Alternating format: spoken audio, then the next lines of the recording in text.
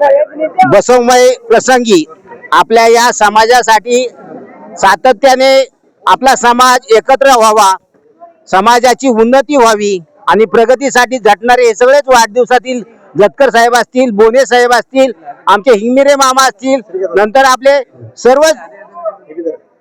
सर्वच लोक या ठिकाणी आहेत।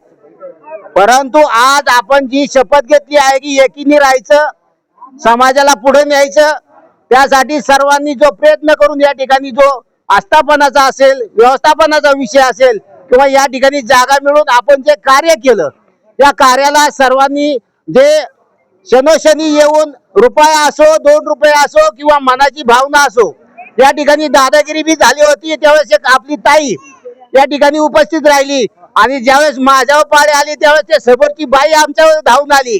त्यावेळेस आम्ही सुद्धा काम केलं।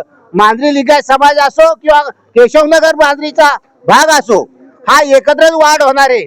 सर्वांनी एकच लक्षात ठेवा, कुणी काय बोललं तरी आपण आपलं मन तन धन हे समाजाचे वाहून घ्या, अशी आपण शपथ घेऊ आणि या वाढदिवसानिमित्त सर्वांनी एकत्र येऊन तो वाढदिवस चांगल्या पद्धतीने साजरा केला।